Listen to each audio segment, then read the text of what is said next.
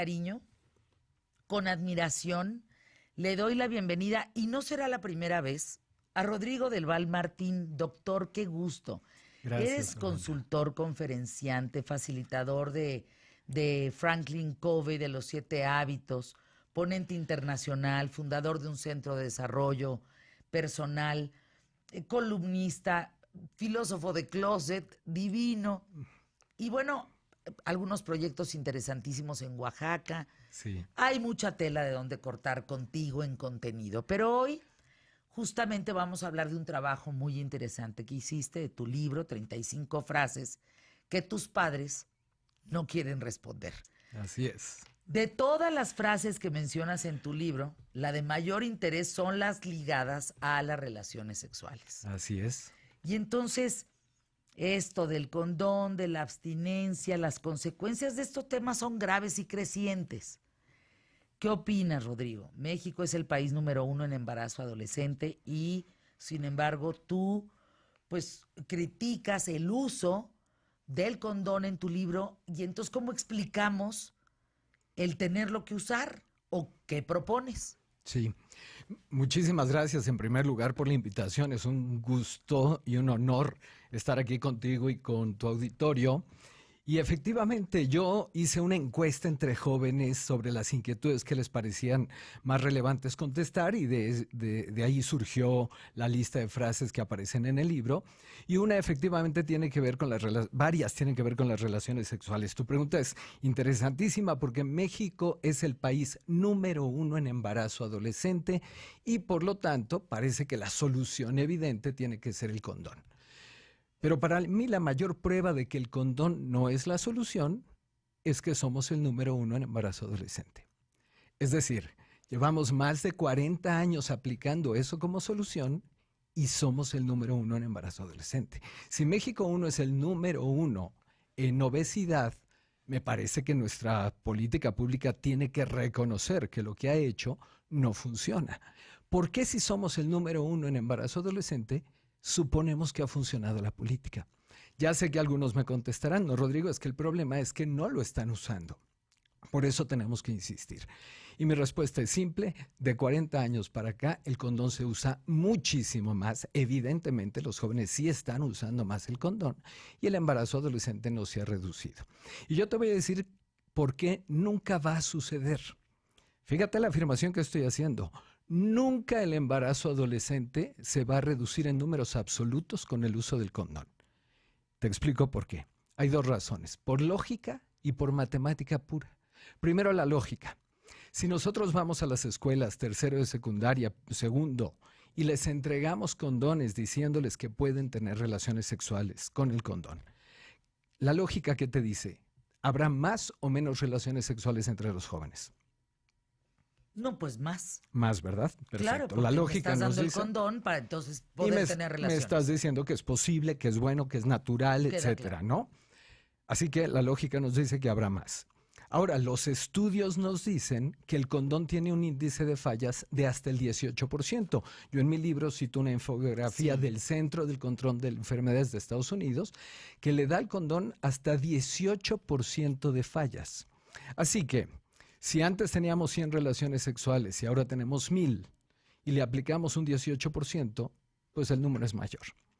Así que no quiero parecer tonto, es obvio que el condón genera menos embarazos de los que habría si nadie usara condón.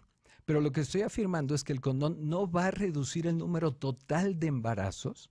En números absolutos, el embarazo adolescente va a seguir creciendo, porque mientras haya más relaciones sexuales y el índice de fallas del condón sea el mismo, pues habrá más resultados embarazados. Ay.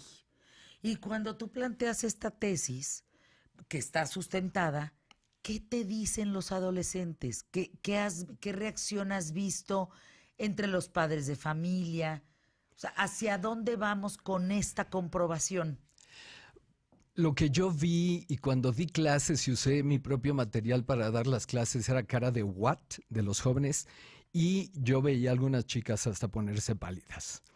Porque voy a ligar yo con otra cosa, perdón si me adelanto, porque pero está ligado a esto mismo. Tú hablabas en tu entrada, escuchaba tu entrada muy interesante y decías, por supuesto necesitamos muchísima más información sexual. Y yo estoy absolutamente de acuerdo con eso. Tú criticabas en tu introducción pues estas posturas de decirle pilín al pene y de ocultar la información sexual y de tratarlo todo como un tabú. Por supuesto que tenemos que evitar cerrar, tenemos que hablar, ¿no?, con claridad y hacer desaparecer esa cerrazón y esas actitudes obsoletas, ¿no? Pero lo que yo afirmo, y esto es muy importante, es que la información sexual que estamos dando no es correcta. Y mi relación con el condón es la siguiente. Si nosotros les decimos a los jóvenes que el condón reduce el embarazo, les estamos diciendo algo cierto. Lo que no les decimos, más bien lo que les estamos engañando incluso, es decirles que el condón reduce las enfermedades de transmisión sexual. En la página 100 del libro yo cito otra infografía del Centro de Control de Enfermedades de Estados Unidos, que nos dice que en Estados Unidos hay 47.500 personas infectadas de SIDA y 14 millones infectados de virus del papiloma humano, perdón, no de clamidia. Hay 2 millones infectados de clamidia y 14 millones infectados del virus del papiloma humano. La conclusión es muy simple. El condón es bueno para reducir la infección del SIDA. Es medianamente bueno para reducir la de la clamidia, porque ya en lugar de 47,000 hay 2 millones. Y es pésimo para reducir el virus del papiloma humano.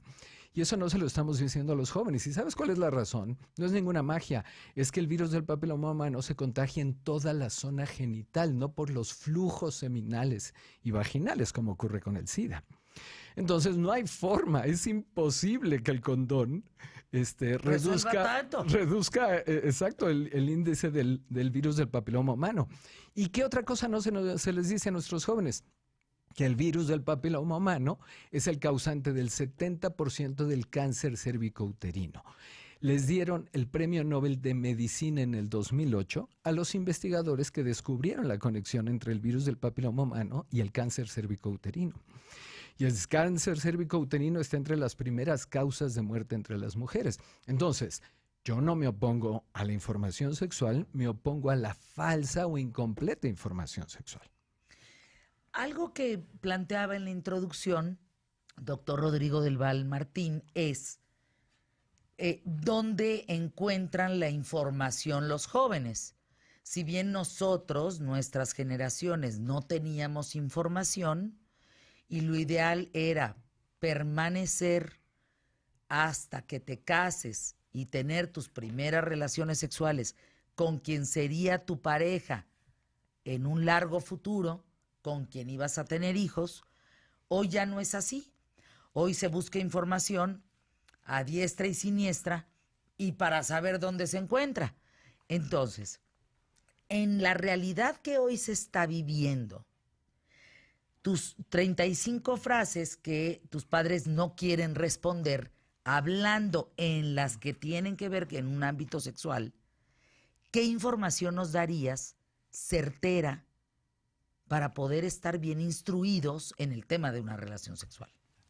Bueno, pues para esto aplica lo mismo que para cualquier información que uno busque en Internet. Hay que verificar la fuente, si la fuente es experta, si la fuente da fuentes sobre su propia información, porque a veces se puede hacer una afirmación que no está validada, que no está sustentada en nada. Entonces, si yo encuentro fuentes de información que a su vez no citan los estudios en los que se basan, pues entonces yo descartaría esa fuente, ¿no?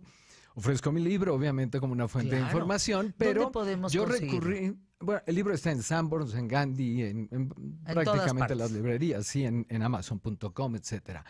Pero bueno, no me atrevo a decirte una fuente exclusiva, porque la realidad es que en este tema de la sexualidad, pues tenemos que reconocer que hay ciertas posturas que no provienen de la ciencia, sino de las ideologías, tanto religiosas como posturas que también hay ideologías o posturas distorsionadas en el otro extremo. Es decir, tanto en el extremo conservador, que no quiere... Como en el liberal. Como en el extremo liberal también hay fuentes no confiables. Precisamente a mí, por ejemplo, me parece que el CONACYT o algunas fuentes de gobierno mexicanas no son totalmente fidedignas. Te tienes que meter muy adentro.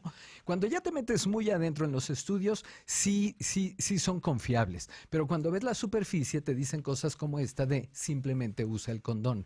Les estamos haciendo una promesa falsa. El condón no puede cumplir todo lo que nos dicen que promete. Hablando de estas posturas están los extremos. Quien ve muy mal un pecado devastador que un hijo, una hija tengan relaciones sexuales previo al matrimonio, la virginidad importa. Y por otro lado, el que enaltece y promueve, porque tampoco está bien estar promoviendo que los chavos pues estén teniendo relaciones sexuales.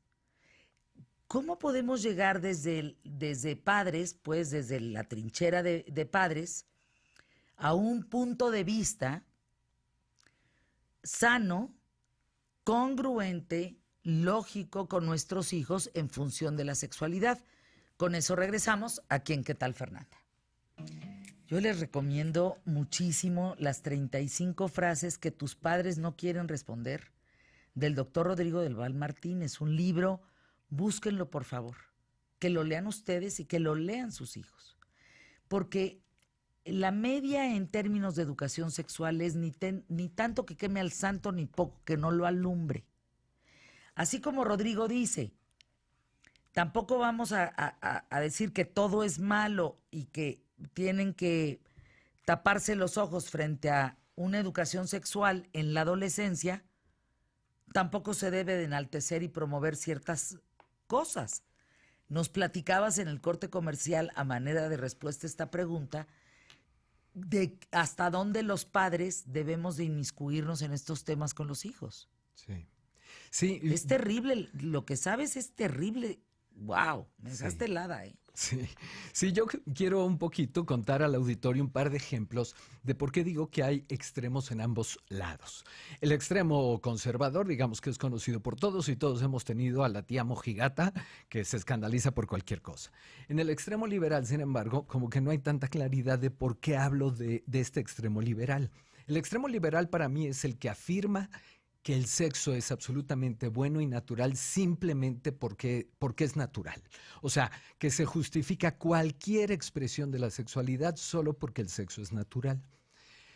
Ejemplo de ello, te comentaba yo en el corte, es Cecilia Johnson, presidenta del Partido Liberal Sueco, que hace un par de años propuso en la Cámara, no le hicieron caso, pero era la propuesta del Partido Juvenil, pero ahí está la propuesta de que se legalizara el sexo entre hermanos y la necrofilia. El sexo entre hermanos, eso sí, siempre dicen, habiendo consentimiento de ambos, como si el consentimiento hiciera buena una actividad. Porque en ese caso tendríamos que afirmar que si el niño de 8 años está de acuerdo en tener sexo con el de 25, pues estaría bien.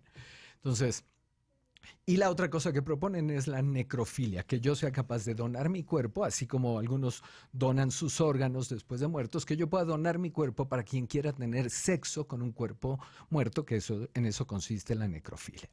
Entonces, esta afirmación de que cualquier cosa solamente por ser una expresión sexual es positiva me parece un extremo. El Instituto Mexicano de la Sexualidad, aquí en México, como dice el título, y un libro que te decía que compré en el aeropuerto que tengo aquí, pues afirman que hay 27 formas, todas ellas igualmente válidas de sexualidad. Una de ellas es la coprofilia, que es excitarse con las heces fecales y viendo defecar a otros.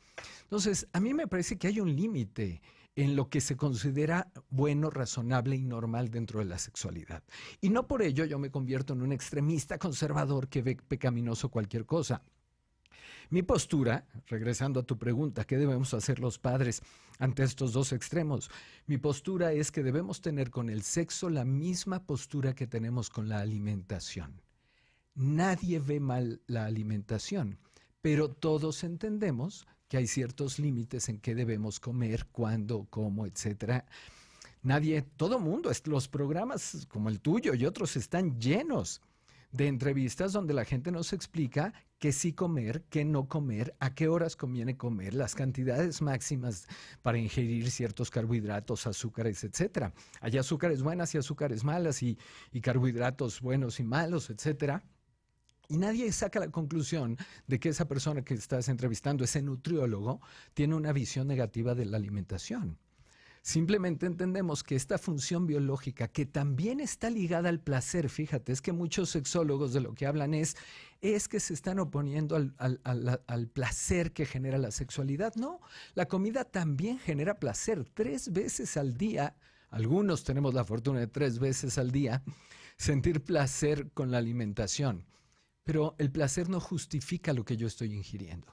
Esa es mi postura, que con la sexualidad debemos verla con la misma naturalidad, gusto, entusiasmo con el que vemos la comida y con el mismo moderación, control e inteligencia de qué se puede hacer y qué no se puede hacer. A mí me parece, por ejemplo, que la zoofilia, que el Instituto Mexicano de la Sexualidad presenta como una práctica más que se puede enseñar, me parece que está fuera de los límites de lo que humaniza. A mí me parece que si yo soy un ser humano, aunque comparto las funciones reproductivas con todos los mamíferos, me parece que soy radicalmente diferente a los animales, que estoy llamado a otra cosa y que mi plenitud como persona está en el encuentro con otra persona.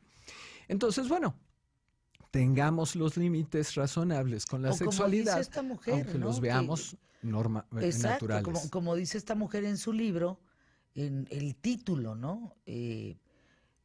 Escoger, saber es coger. Y coger con palabras En negritas. ¿no? Saber es coger, no escoger. O sea, es un juego de palabras en donde hace unas aseveraciones que no están comprobadas. Por ejemplo, no está comprobada una afirmación que ella hace de que sería muy saludable que así como les enseñamos a ir al baño y a vestirse a los 4 o 5 años, a los 3, que también les enseñemos a masturbarse a los 5 años. A los niños. A los niños. Eso sí, dice, con sus manitas limpias, porque sería impresionante que no tuvieran sus manitas limpias, pero sí que se masturben. Entonces, no es que yo tenga una visión negativa de la sexualidad. Fíjate que no tengo una visión negativa de que los niños conduzcan, de que la gente conduzca autos, pero no se lo enseñaré a mi hija de 9 años. Pero eso no significa que yo vea mal los autos. Yo me vine aquí en auto, pero yo no veo mal el conducir un auto, solo que hay un momento y un lugar para hacerlo. La sexualidad es un tema tan relevante, como tú dijiste. ¿Por qué el tamaño se importa? Porque el tamaño del problema es enorme. Es enorme. Es el tamaño de tu conocimiento, el tamaño de tu creatividad, el tamaño de tu permisividad. Exactamente. El tamaño de tu educación, el tamaño de tu expectativa frente a la sexualidad. Entonces, si el problema es relevante, no lo podemos trivializar, ni cerrarnos como si fuera un pecado total, ni trivializarlo como si todo fuera bueno solo porque es natural. Pero además no está comprobado que si tú le enseñas a un niño de 5 años a masturbarse, va a tener o va a sentir o va a tener gozar una vida sexual más plena, ¿no? Lo más probable es que esté iniciando su vida sexual a los 12, 13, 14 años, ¿verdad? Lo que sí está comprobado, y eso es un hecho, que entre más información tienes, más aplazas tu relación sexual en la adolescencia. Hay algunos estudios que sí avalan eso, hay otros que no. Y aprovecho también tu comentario para tocar algo que comento en el libro, la idea de la abstinencia, que es muy mal vista. Al entrar aquí a tus instalaciones, que están hermosas, leía una frase: tenemos el derecho de ser políticamente incorrectos. Y yo creo que soy en algunas ocasiones políticamente incorrecto, porque no está muy bien visto hoy día hablar de, por ejemplo, proponer la abstinencia para los jóvenes, porque lo que me dicen es, los jóvenes no van a practicar la abstinencia, no van a poder. Y mi respuesta es, mira, muy pocas personas, menos del 1%, ganan medallas olímpicas. Pero no esperamos escuchar a Ana Gabriela Guevara decir, ¿saben qué? Como tan poquitos ganan, pues ya mejor no le vamos a echar, no vamos a hacer el esfuerzo. O sea, hay cosas que tenemos que seguir intentando, aunque muy pocos sean capaces de lograrlas. Yo sí creo que hay que empezar a tener un discurso, y lo voy a decir tal cual, de cierto heroísmo al hablar de la sexualidad. porque somos personas y las personas sí somos capaces de cosas grandiosas. Yo no entiendo por qué podríamos ser capaces de literalmente salvar al mundo y tenemos monumentos y días festivos para Martin Luther King, para Miguel Hidalgo, para gente que dio su vida, y después afirmar que los jóvenes no son capaces de postergar un poco su vida sexual. A mí me parece que es concederles muy poco. En psicología hay algo que se llama el efecto Pigmalión y la profecía que se autocumple. El efecto Pigmalión consiste en que la manera en que tú tratas al otro va a modificar su conducta. Si te trato como incapaz, esto lo vemos mucho en liderazgo, si te trato como incapaz, no te quiero delegar, te superviso constantemente, yo voy menoscabando tu productividad. Si en cambio te doy oportunidades, retos, te digo que eres capaz, eso te compromete y elevo tu productividad. Lo mismo sucede con los jóvenes. No son capaces de la abstinencia porque no les estamos pidiendo la abstinencia, porque les estamos diciendo que no son capaces, porque les decimos que está bien empezar a los 14 años, pues están haciendo lo que les decimos que hagan. O no vigilamos que empiecen o no. Es un tema que no queremos Ese meter es la otro mano. asunto, que como tú Porque dices, lo que creemos... yo encuentro más seguido en el entorno es que nadie quiere, nadie sabe, nadie supo. Sí, no nos y cuando metemos tú los te padres. sientas a hablar con tus hijos con información, tú recibes otros datos completamente distintos, que entonces te obligan a tocar el tema por muchas vertientes y por muchos lados. Así y decir, bueno, si ya estás ahí, cuidado con esto, cuidado con esto, cuidado con esto, tienes que considerar esto, tienes que ver esto, o detente, aplázalo, gózalo de esta manera, o sea, sí tienes que dar rumbo. Y fíjate, quiero dar aquí... Tenemos miedo de dar ese rumbo. Sí, y quiero dar algunos datos científicos para que no se piense que mi propuesta por la abstinencia tiene alguna fundamentación ideológica.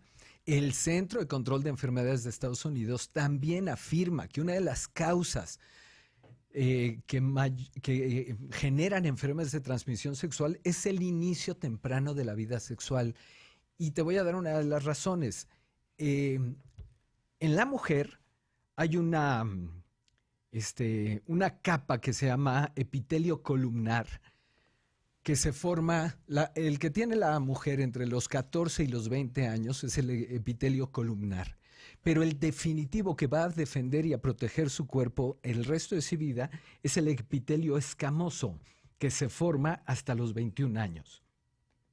Entonces, físicamente, biológicamente, la ciencia nos dice que la mujer está plenamente protegida a partir de los 21 años. Que sería un ideal para el inicio de la vida sexual, porque hay más probabilidad para la mujer joven. En la página 100 está esa infografía, ustedes la pueden buscar en internet, Centro de Control de Enfermedades de Estados Unidos. El ser una mujer joven hace más propicio para ti la enfermedad, y sencillamente por esto que acabo de explicar.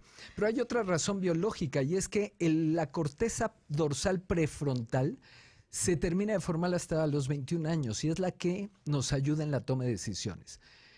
En el libro cito un comercial de una agencia de autos, de seguros, perdón, que dice: ¿por qué los jóvenes de 16 años manejan como si les faltara una parte del cerebro? Y ellos responden, les falta. porque sí les falta.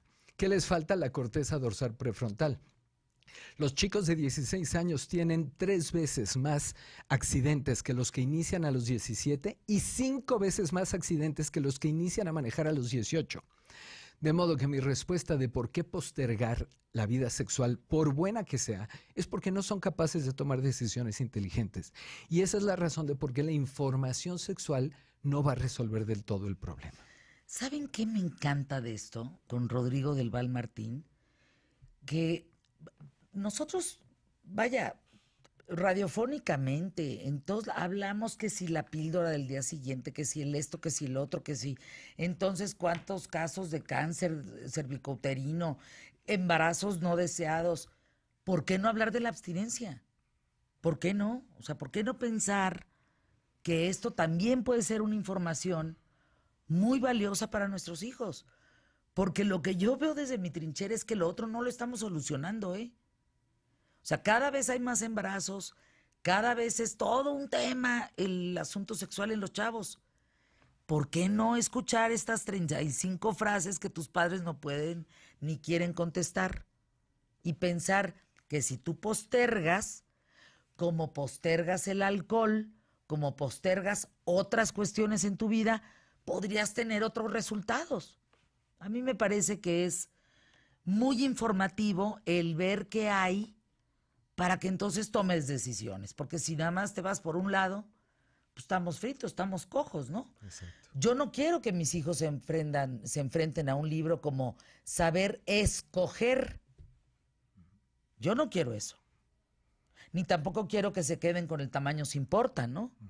De las políticas públicas, de todo un cuestionamiento de sexo, sexualidad y de toda la malinformación, pero tampoco nada más las 35 frases de tus padres no quieren responder, sino poder entrar en ese sentido, oye, y finalmente, ¿qué es lo que me conviene? Sí, sí, fíjate que algo que a mí me movió a escribir el libro Ajá. yo antes de escribir el libro hice una materia sobre pensamiento crítico y lo que me di cuenta es que pensamos poco. Así que uno de los niveles más altos de pensamiento es ser capaces de integrar los dos aparentes opuestos. Tenemos que ver la sexualidad como algo natural, bueno, estupendo para todos nosotros y al mismo tiempo algo que se debe controlar y moderar. Estas dos ideas que parecen opuestas no deben serlo y me parece que esa pues, es la postura que trato de presentar. Es una joya tener esta otra parte, ¿eh? Danos tus datos, por favor, Rodrigo, porque eres conferenciante, puedes acercarte con este tipo de conferencias, con tu libro, y es otra postura. ¿Cuáles son tus datos, Rodrigo del Val Martín? Sí, mi página es mi nombre completo, www.rodrigodelval.com. Este libro, pues lo pueden googlear, está en muchas librerías. También entiendo, lo vi el otro día en Amazon. Y en fin, creo que no tendrán dificultad para localizarlo. Y muchísimas gracias de verdad Vuelve a ti pronto. por la oportunidad. Gracias. Vuelve sí. pronto. A Sí, mí sí, me quedaron encanta. algunos temas que me gustaría comentar interesantes. Pues Ojalá Emilio, tengamos otra nos oportunidad. ponemos otra fecha, si son tan amables, por favor,